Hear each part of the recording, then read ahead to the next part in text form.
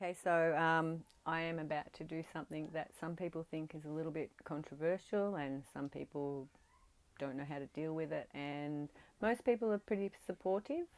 But at the end of the day, this is my daughter and I am having her exhumed, I'm having her cremated, and I'm going to bring her home. It's very hard for a mother to bury a child and then move thousands of miles away, so I am going to bring her home. Listen. Can you hear that? Yeah. Hold a headset.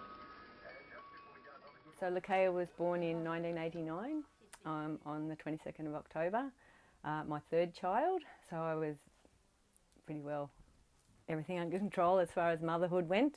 I brought her home and I noticed that Lakaya held her arm a little bit funny compared to the other kids, and I kept taking her to the doctors because I thought there was something wrong, and they kept patting me on the head and saying, it's okay, you know, you'll be all right, there's nothing wrong with her, you're just overexcited or whatever. And she got a cold about 3 months and went into the local hospital, and there was a new doctor there, and she pulled me aside and she said that she also believed there was something wrong. So we then got into a ambulance, went all the way to the Royal Children's Hospital for testing.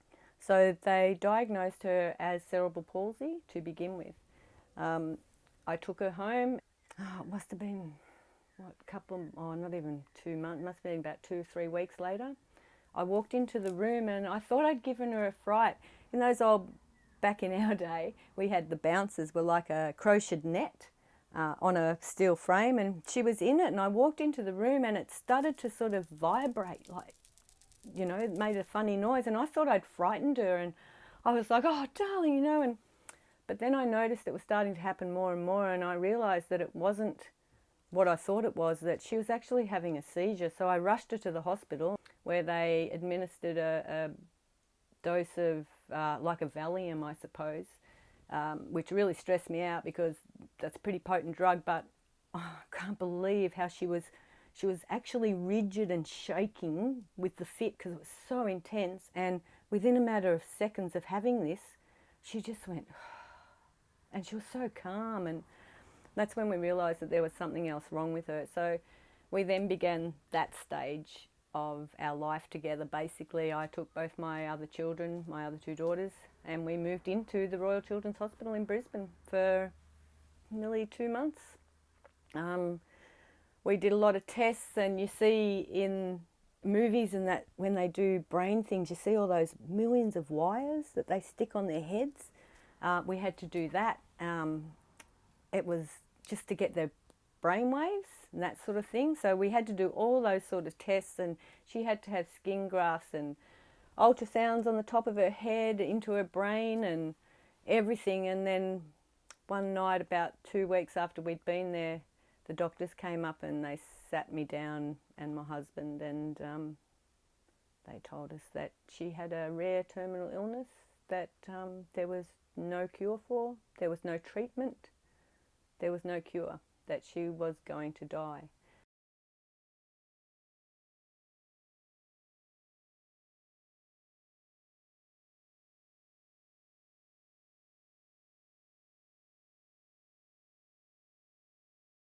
I have to tell you, at that moment, I was watching that man's mouth move and I could hear what he was saying to me, but I just couldn't believe that he was talking about my daughter. In my brain, while he was talking, it was going, no, he's got the wrong person. He's made a mistake. Somebody's poor child's going to die, and he's telling me, and he should be telling their parents. And then it's sort of, you look at them and you realise that they're saying your daughter's name, and that there's nothing you can do, and there's always something you can do, surely, you know, it's a child, it's a life, but there's nothing you can do, not for that sort of disease. And so they tell you the best advice they gave me was to take lots and lots of photos, and that was about the best they could say to me, was take lots and lots of photos. I get emotional about it now, but at the time people thought I was a bit cold because you can't afford to be emotional at that time. You need to, this child needs you. these children need you. You need to keep yourself together and you need to stay strong for them. So I actually cried a lot that first time they told me, but I didn't cry much after that because she needed me to be strong, and so I was strong. I didn't know I was strong until I met Lakaya. And so then we came home and I moved in with my mum because I needed some support and needed help with the kids. So we were fine at home for a while, and then she started to not be able to eat, swallow, because this disease affects the metabolic part of the brain, which is what affects all of your motor skills. So as that gets worse, your motor skills shut down, so all your muscles stop to work. So she couldn't swallow anymore, and we were getting to that stage, so we had to put her into hospital. She was in isolation in the local hospital, and again, routine is an important thing for everybody involved. So at that time they didn't accommodate parents, so over night time I used to put pillows down beside her bed and make a bed out of that. And because I administered her medication, no other doctors did it. I think they did it, let me do it, because it kept me in part of her life, because I needed to be a part of her life and be an active part. So they also taught me how to put the tube down her nose and into her stomach for the kangaroo pump, which is what feeds her. They taught me how to do all of that. They taught me how to do all this with the intention of me taking her back home to die. So they needed to know that I could do all those things. So they taught me how to do those things in the hospital, and I was the only one that admitted medication. So 8 a.m. and 8 p.m. on the dot, she had to have these medications. So our life revolved around 8 o'clock and 8 o'clock. So I would get up in the morning and give Lakaya her medicine and fix her and change her and do everything for her. And then I would go to mum's and wake the kids up, take them to school, give them breakfast. And I'd go to the hospital for the day, and then at 3 o'clock I'd go and pick up the girls and I'd bring them up to the hospital until dinner time, and then I'd take them home to mum's and feed them, give them a bath, put them to bed, and then get back to the hospital by 8 o'clock to give her her evening dose, and then I'd sleep on the floor next to her bed. And we did that for the last month of her life. And then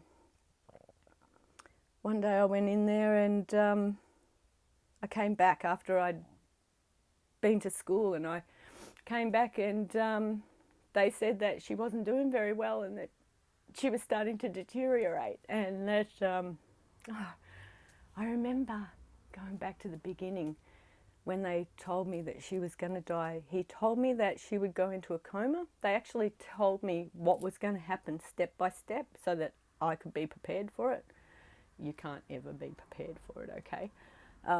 So she'll go into a coma. And then I have to make the decision when to take her off. They'll put her on life support until I'm ready to say goodbye. And when I'm ready to say goodbye, I take her off life support and she will die. So I realised then that this was getting near the end, you know. This lovely little routine that we had was, you know, normal for me. It was like my normal life, and now they're going to put her on the life support, and I thought, oh my God, she's gonna die, you know, like, I knew she was going to, but you just don't really think it's really gonna happen, you know, really. So they put her on the life support, and I called everybody, all of her family and all my mum and, you know, her in-laws and everybody, all of my friends, to come and say goodbye. So after about 4 or 5 hours on the life support, I said, I can't do it. I mean, must have been hurting her chest, you know, that pumping. And so I finally thought, I think I'm ready. So I took her off the life support, but she didn't die. She didn't die for a long time. And so we took her back to the room, and everybody was in there, and I was too scared to go to the toilet because I thought if I got up and walked out, she'd die and I wouldn't be there, you know. So then she stopped breathing, and I just automatically, I wasn't even thinking, but I just made her breathe again. And then I realised about 7 o'clock that night that I'd been making her breathe all day. I'd been holding this little baby in my arms that I was supposed to be saying goodbye to, and I kept making her breathe. Anyway, she was in a coma. She couldn't open her eyes. She couldn't move any of her arms. She couldn't swallow. She couldn't even like breathe on her own, you know. And about 8 o'clock that night, I felt something, and I looked down, and she was squeezing my finger, and she shouldn't have been able to do that, but she was squeezing my finger, and I looked at her, and she opened her eyes, and she looked at me, and I knew she was saying, "Mum, you've got to let me go. It's time," you know. So I let her go. I didn't make her breathe anymore when she stopped breathing, and she died. And she was just gone. And I got to tell you that I couldn't leave the hospital.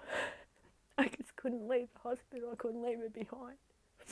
And one of the nurses went downstairs, and they there was beautiful rose gardens right around the hospital, and they cut a beautiful rose out, and they brought her up, and they put it in her arms on the bed. And she just looked so perfect because there was nothing externally wrong with her. So she just looked like she was asleep. And so they gave her the rose, and then they finally talked me into leaving. But how do you go on with your life after that? You know, like, she was so much a part of my life, and then I had to leave her behind and at this hospital, and then you go home and you're your own worst enemy, because then I just kept picturing her in that morgue at that hospital, because it's just a little room down away from the hospital, and everyone knew that was the morgue. And all of a sudden I realised my daughter's laying in that dark, cold, dark place, and that was hard to deal with. Everything's hard to deal with after they're gone, because you don't want to make a mistake, you don't want to do something wrong, you want to try and do everything right and keep everybody around you functioning as well. And so I had an open coffin at the funeral home, because there was nothing wrong with her externally. She just looked like she was asleep. And I went in to view her. I bought her a beautiful dress to be buried in, and I bought little charms, and I put them on me, and I put them on her dress to go with her. And I went to touch her little face to say goodbye, and I just wished I hadn't, because she was so cold.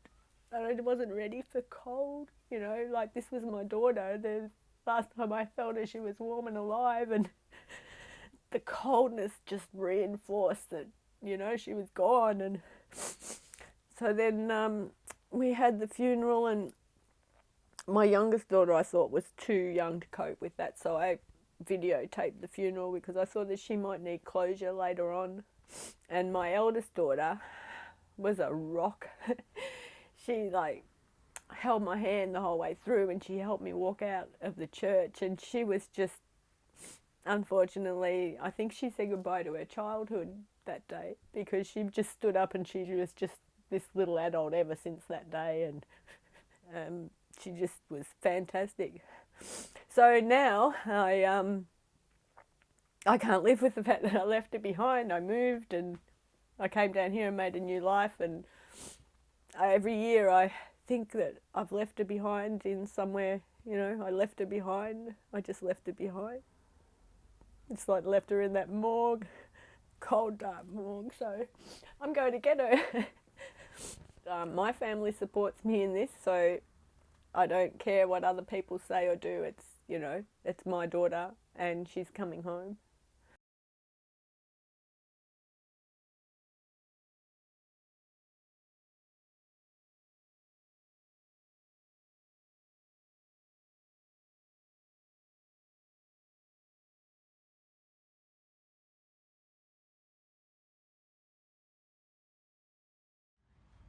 I'm recording.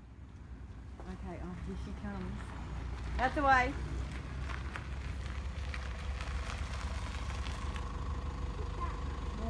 Here she comes.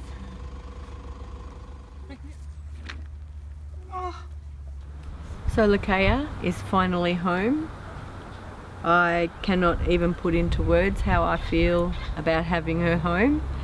I was so nervous and so anxious, and now she's here. She's finally here, back where she belongs with her family. I'm just so glad to have her home.